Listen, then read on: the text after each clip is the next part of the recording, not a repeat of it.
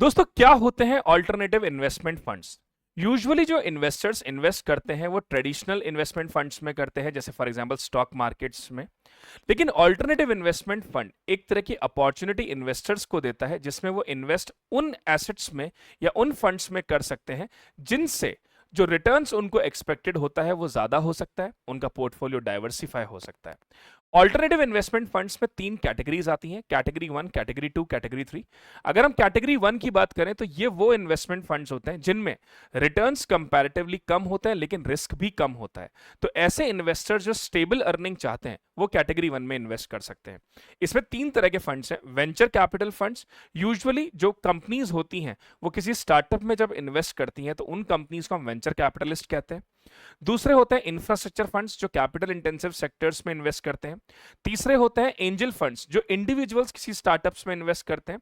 उसी तरह social venture funds जो सोशल प्रोजेक्ट्स होते हैं उनमें इन्वेस्टमेंट्स जो होते हैं। कैटेगरी 2 वो इन्वेस्टमेंट्स होते हैं जो थोड़े रिस्कियर होते हैं और जहां पे रिटर्न्स कैटेगरी 1 से ज्यादा होती है और रिस्क भी ऑब्वियसली ज्यादा होती है कैटेगरी 1 से। प्राइवेट इक्विटी फंड, जब कोई कंपनी किसी अनलिस्टेड कंपनी में इन्वेस्ट करती है तो will get the ownership in the shares, that is called as private equity fund.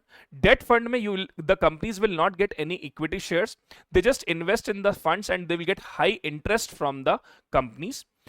Fund of fund में क्या होता है कि हम एक किसी भी वेंचर कैपिटल में इन्वेस्ट करते हैं और वो फिर अलग अलग स्टार्टअप्स में इन्वेस्ट करते हैं, that is called as fund of fund. फिर होता है कैटेगरी 3 जो सबसे ज्यादा रिस्कियर होता है और यहाँ रिटर्न्स भी ज्यादा होते हैं। हेज फंड्स जो जनरली शॉर्ट सेलिंग करते हैं।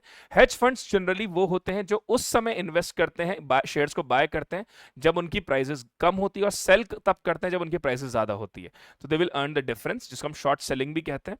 और पाइप फंड्स वो होते हैं जो किसी लिस्टेड कंपनी में इन्वेस्ट करी जाती है, जैसे फॉर एग्जांपल एक कंपनी ने किसी लिस्टेड कंपनी में इन्वेस्ट किया और उस लिस्टेड कंपनी को इमीडिएट फंड की रिक्वायरमेंट थी, इसलिए उन्होंने अपने शेयर्स उस इन्वेस्टर को दिए डिस्काउंटेड प्राइस पे। That is called as alternative investment fund. For more videos and shorts please subscribe our channel. Thank you so much, God bless you all.